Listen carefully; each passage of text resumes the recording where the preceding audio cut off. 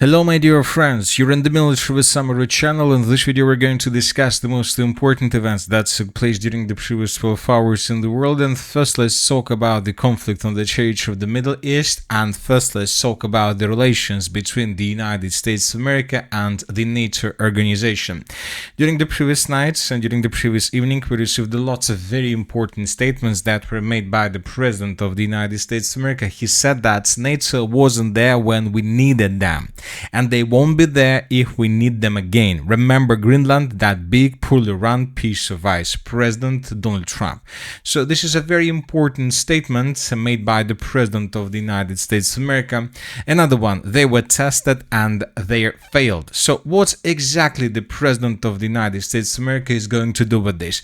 We need to be 100% sure that the United States of America is not going to quit the NATO organization, but probably they will be forced to take forces from some territories, let's say from the territory of Germany, maybe France, maybe Spain, probably 100%, maybe even Poland. They will take these forces, and the question is what exactly the United States of America are going to do with these forces.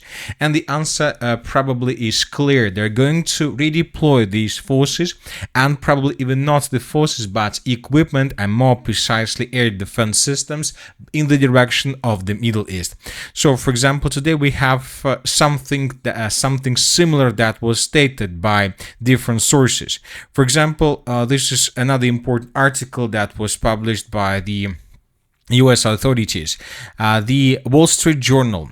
Trump wants to punish Europe for refusing to fight Iran. The Donald Trump administration is considering a plan to punish those NATO countries that refuse to support the US in the war against Iran. According to the Wall Street Journal, the plan involves withdrawing American troops from the territories of untrustworthy allies and redeploying them to countries that were more loyal to Washington. So we need to understand that the talk is not about moving forces between NATO countries or inside of the NATO organization.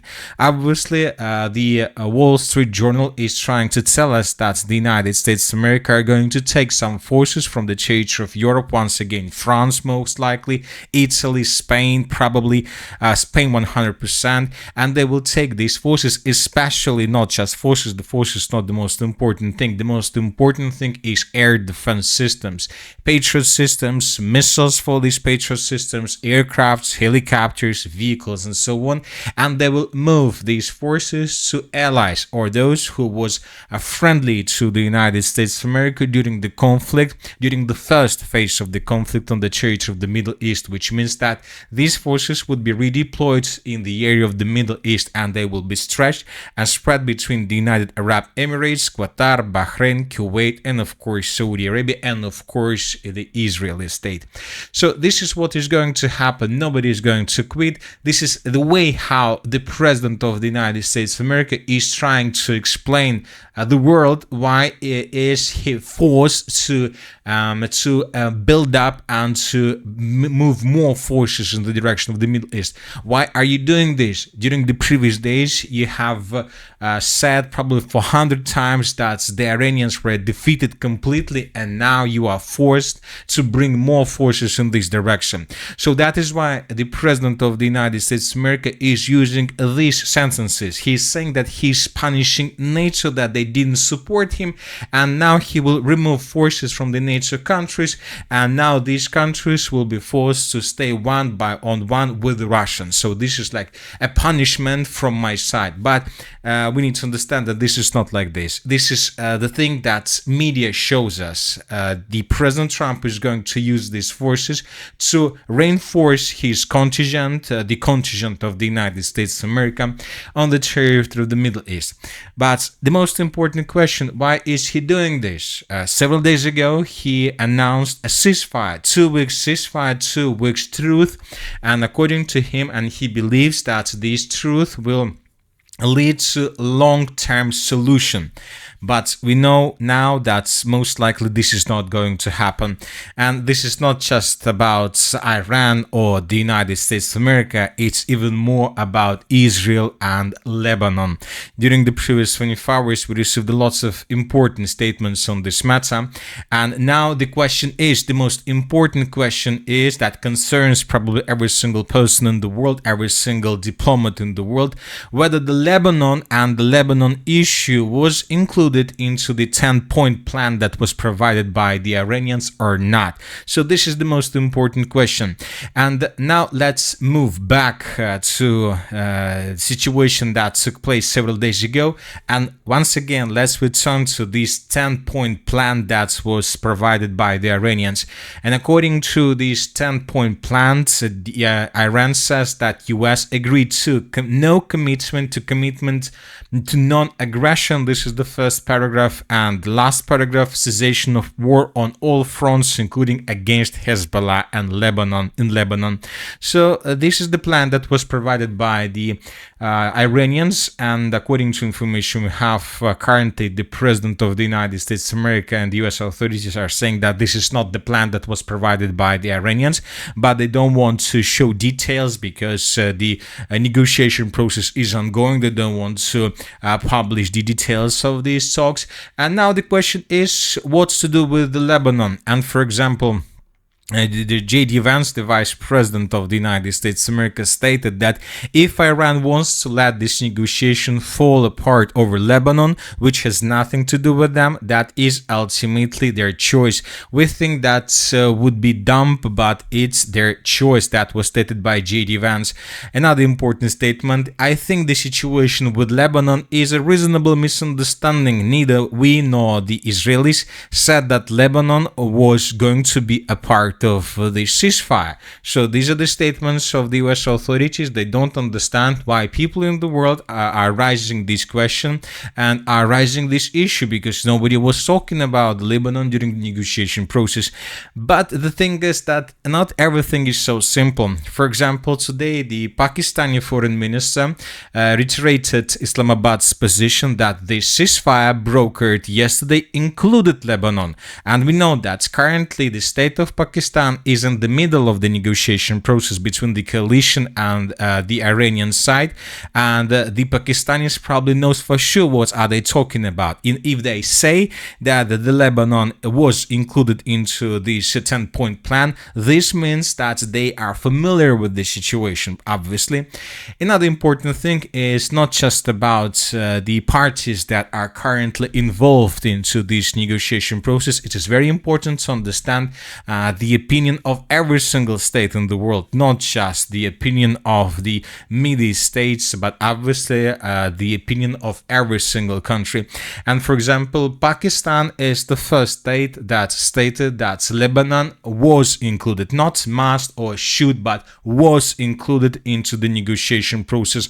And right after the Pakistani side and right after the Israelis yesterday attacked the city of Beirut with a significant number of bombs, and yesterday we discussed the situation. According to information we have, the Israelis were trying to attack some positions of Hezbollah authorities, and right after that attack, the Spanish Prime Minister made a very important statement. He said that Lebanon must be included in the ceasefire. Later, right after the Prime Minister of Spain, we received something similar, but this time from France. The President of France, Macron, also stated that the ceasefire must fully include Lebanon. This is indispensable. So now we see that more and more states all over the world are saying that the conflict in the Middle East should be finished, not just between Iran and the coalition, but there must be total ceasefire, including Lebanon, including Iran, and so on. And for example, today the Prime Minister of Australia also made the same statement. He said that Lebanon must be included into the ceasefire process. So now we see that it's becoming very difficult, and there are less and less square and less place for maneuvers for the United States of America and Israel. But we see that these things and these statements are not going to stop them. For example, today we received a report from the President statement of the United States of America that all U.S. ships, aircraft, and military personnel with additional ammunition, weaponry, and anything else that is appropriate and necessary for the lethal prosecution and destruction of an already sustainable, degraded enemy will remain in place and around Iran until such time as the real agreement reached is fully complied with. So we see that the United States of America are not going to remove their forces from the Middle East, and this is already a fourth point of the 10-point plan that was probably disrupted by the coalition. For example, today the Iranians published a very interesting article on this matter. They stated that there is a 10-point plan, a 10-point proposal, and as of the morning of the 9th of April of 2026, at least 3 points of this plan were violated even before the start of the negotiations. They were violated, and now we see that the thing that the United States of America is not going to remove their forces from the Middle East is probably the fourth violation of this agreement when the talks haven't started yet. And of course, the most important things that all these statements or all these things about Lebanon, about Israel, about the United States of America makes just one thing. They're pushing the prices for oil higher and higher and higher. And as of the morning of the 9th of April of 2026, the oil prices restored their positions that they significantly lost after the statement that the United States of America will not destroy any civilization in the area of the Middle East. As of the morning of the 9th of April of 2026, the prices were on the level of $96 for WTI and $96 for Brent. But telling the truth, right before I started making this video, the prices rose once again. And the thing is that neither due to all these things with statements, with attacks on Lebanon, the Iranian side have closed the Strait of Hormuz once again, and currently nobody is able to cross this area. Now, the important thing that it's not just about Iran, about the closure of the Strait of Hormuz, it's about business and it's about global companies. For example, oil companies are quietly pushing back against Trump's Iran peace plan because it could allow Iran to charge tolls on ships using the Strait of Hormuz.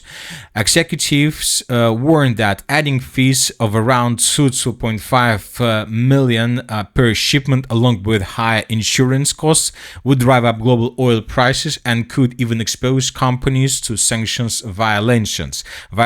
So this is not a solution that was prepared by the United States of America, and obviously global companies will not agree with additional fees from the Iranian side. Due to the threat of the Iran deal falling apart, the drop in oil prices may not be long lasting, and the real prices of oil for current supplies reach up to $150 per barrel. According to Reuters, the market initially reacted to the negotiations between Iran and the United States of America with a decline. Brent fell to $91.95 per barrel after $109.27 the day before. So the drop was significant, but now we see that the prices are restoring, and the prices once again are moving closer and closer to the level of $100 per barrel, which is something like an always turning point in position of the President of the United States of America. Anyway, tomorrow we will understand everything. Tomorrow either the talks will start or not, and this will allow us to understand whether the prices are going to move higher or not. At the same time, we are receiving updates from different sources, and of course there are some states in the world that's against the Lebanon in the ceasefire agreement. And for example, today the Prime Minister of Israel stated that the temporary ceasefire with Iran will not include Lebanon. Today we have given Hezbollah the strongest blow they have suffered since the pagers. And for those who worry about the relationship between me and Trump, we speak daily and we smile every time we hear these assessments. So we see that everything continues. Furthermore, as for the previous 24 hours, additional changes haven't been recorded in the southern parts of Lebanon, where Israel is trying to establish a buffer zone along the river of Litani. And as we discussed during the previous video, the Israeli side is still very far to complete this task, and according to this configuration, according to the current pace of offensive operation, we can say that it will take probably 4 or 5 months before Israel is able to establish a buffer zone in the southern parts of Lebanon, which means that without this we won't see a ceasefire and we won't see Lebanon included into the ceasefire agreement. Meanwhile, as we discussed, the Iranian side has closed the Strait of Hormuz once again. During the previous hours, several oil tankers attempted to pass through the Strait of Hormuz but was pulled back, indicating that the Strait of Hormuz remains closed. At the same time, the Iranian side has announced a new shipping line through the Strait of Hormuz because the previous shipping line is possibly dangerous due to the presence of Navy mines. So everybody, it seems, is preparing themselves before the ground operation, which means that it seems that this ground operation is imminent. Now let's move to Ukraine and let's discuss the situation in this area. During the previous 24 hours, the president of Ukraine, Zelensky, made lots of very important statements. He said that after this ceasefire with Iran, Zelensky claims they need one too. Also, the president of Ukraine, Zelensky, stated that he proposed a meeting with Putin and named a possible location. I'm ready to meet with Putin, of course, not in Moscow or Kiev, but if he is ready to meet with me, there are plenty of places we can find such a place in the Middle East, in Europe, in the US, anywhere. However, he refused to discuss the transfer of Donbas because, in his opinion, this will allow Russians to attack Kharkiv and other cities and would create a split in society. So, from one side, Zelensky is ready for the negotiation process, but he is not ready for any concessions. Meanwhile, the Russians and the Ukrainians continue attacking each other with hundreds of drones. During the previous night, the Ukrainians once again attacked the territory of Russia, and the sources stated that the Ukrainians used approximately 220 drones, but as of the morning of the 9th of April of 2026, we haven't received lots of updates that the Ukrainians managed to deal significant damage or something like this. There were several explosions recorded on the territory of the city of Alchevsky in the area of the city of Lugansk. Several explosions took place there. Furthermore, we have several videos published from the area of the settlement of Velika Novoselka. In this video, we can see how Ukrainian drones were attacking pontoon bridges in this area, probably trying to paralyze the logistics of the armed forces of the Russian Federation in the Zaporozhye-Gulyai-Pol direction, where currently the major battle of 2026 is taking place, and probably that's it.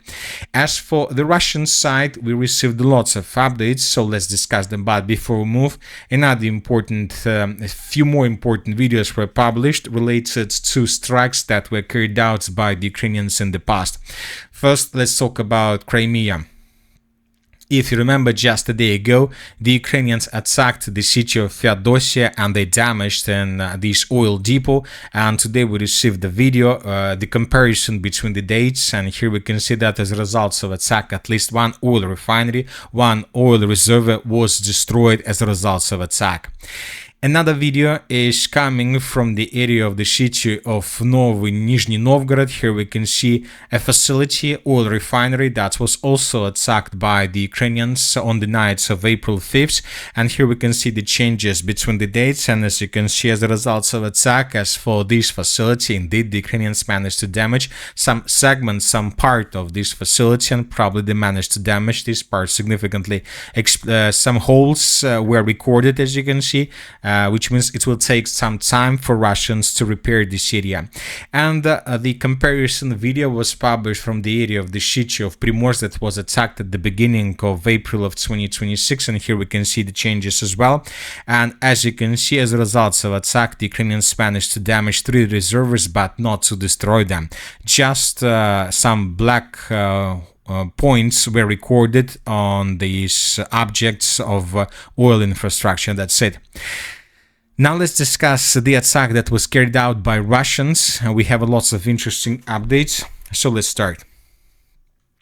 First, according to pro-Ukrainian sources, during the previous night, the Russians used 119 drones to attack the theater of Ukraine. From one side, we can say that this is not the biggest number of drones that the Russians used during the previous 24 hours and since the beginning of the special military operation, but this is very important and worth noting the quality of drones that the Russians used for this attack. For example, this morning we received a video from the area of the city of Ismail, and here we can see a vessel, a tanker that was located on the theater of the port infrastructure of the city. The Russians attacked this tanker, and the sources are saying that the Ukrainians were using this tanker for fuel. So they were transporting fuel in the direction of Ukraine, probably from the theater of the Middle East, according to agreements that Zelensky managed to achieve with the leaders of the Middle East area.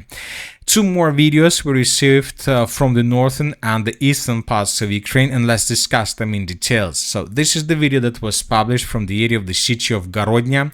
Here we have a substation that was attacked by Russians, and the most important thing is that the Russians were attacking this substation with Gerань of the fourth generation.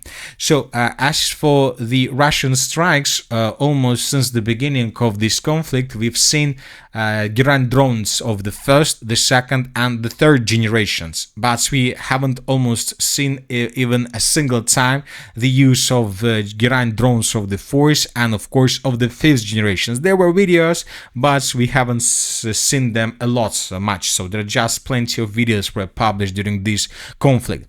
And right now we can see the use of Gerань drone of the fourth generation. This Gerань drone can the distance of the range of this drone is 550 kilometers. The warhead is more than 50 kilos, and the speed of this drone is more than 300 kilometers per hour. Furthermore, this drone has a machinery view.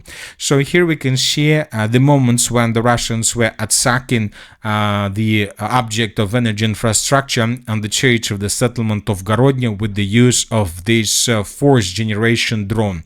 So here we can see probably the drone view of the reconnaissance drone that was flying over this object of energy infrastructure.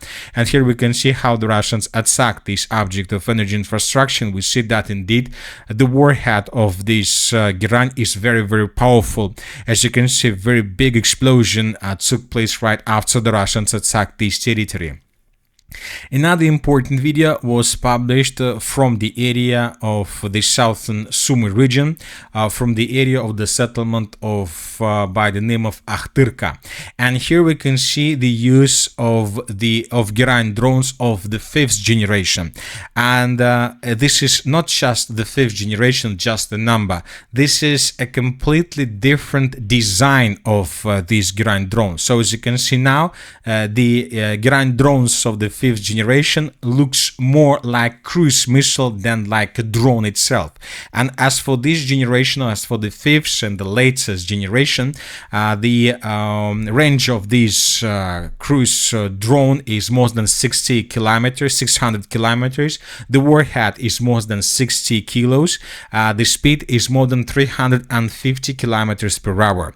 And also this drone has a machinery view. And this is a very important thing because, as you may know, the Ukrainian anti-drone systems has the speed is less than 300 kilometers, which means that these drones of the fifth generation is much faster than any anti-drone system that the Ukrainians currently have. And right now in front of your screens we can see the view from the this Gerань drone of the fifth generation. The quality of the video is more or less good, as we can see, and as a result of attack, this drone was flying on the very low level, very low altitude, and this drone attacked these oil refineries, and here we can see also very heavy explosions and very heavy damage that the Russians managed to deal with these drones. One thing is clear, that currently the Russians are testing both the drones of the 4th and of the 5th generation, and most likely the Russians will try to use both drones in this year during 2026. They will reduce the number of drones of the 3rd, 2nd and 1st generations, or they will send them, let's say, to any other state, and the Russians will increase the number of 4th and 5th generation drones during the conflict, the usage of these generations of drones during the conflict on the territory of Ukraine.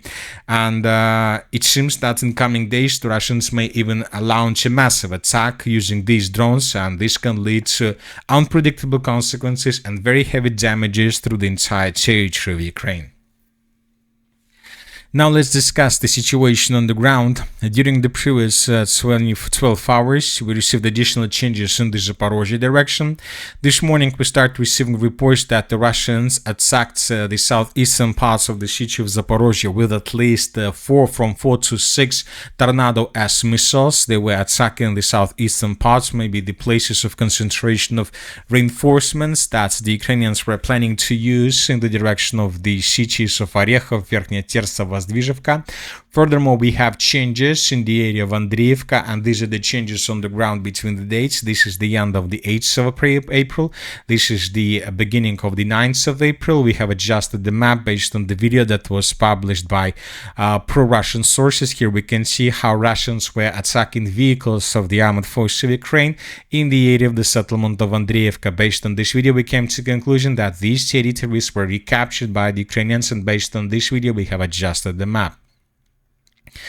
Now let's move further. As for the Dobropolye direction, pro-Ukrainian sources continue reporting that the Russians are keeping advancing further in the northwestern direction, and that's the main positions of the armed forces of Ukraine currently are far from the settlement of Grishna. The Russians are creating a buffer zone around the settlement, preparing themselves before the beginning of a major offensive operation further in the northwestern direction with the purpose to outflank the settlement of Sergeyevka from the north. As for the Konstantinovka direction, here we have additional changes that were provided by pro-Ukrainian sources. We have added additional contested area, and we have removed the unnecessary infiltrated area. This information was provided by pro-Ukrainian sources, and as you can see, the Russians are keeping advancing on the eastern direction of the city of Konstantinovka as well. The Slaviansk direction, here we have changes as well, and these changes were provided by pro-Ukrainian sources. They added additional infiltration area between the settlements of Kalinovka and Alexandrovka, and according to these these extensions, of the gray zone, we see that the Russians most likely managed to enter both strongholds to the northwest and to the southwest of the settlement of Kalinovka. Currently, the clashes are taking place on the territory of these biggest strongholds in this area. The Ukrainians most likely were forced to fall back. Furthermore, the Ukrainians are trying to bring additional reinforcements and reserves in this direction, but the Russians attack everything that approaches the settlement of Alexandrovka with FPV drones. So it seems that in coming days we'll see another breakthrough, and the Ukrainians would be forced to fall back towards the settlement of Nikolaevka, which is going to be a turning point in the battle for the city of Slaviansk, and this is going to be already the beginning of the battle for the Slaviansk agglomeration, which is also a very, very powerful media attack. The Kupiansk direction, according to pro-Ukrainian sources, the Russians are keeping advancing to the east of the river Voskol, but if we compare the map that was published by pro-Ukrainian sources with any single other map, we'll see that there is a very big gap between the maps, but from the other side we see that the gap and the distance, the gap between different mappers are getting shorter and shorter from day to day, which means that despite the fact that maybe the Russians have taken under complete control the eastern bank of the river Voskol, maybe not, but one thing is clear, that either they have already done this or they're about to finish this. And that's it for the short video. The Military Summary channel reminds you we condemn any violence in the world. Thank you for watching. Subscribe to my channel, put your likes, join my Patreon, and have a good day. Bye bye.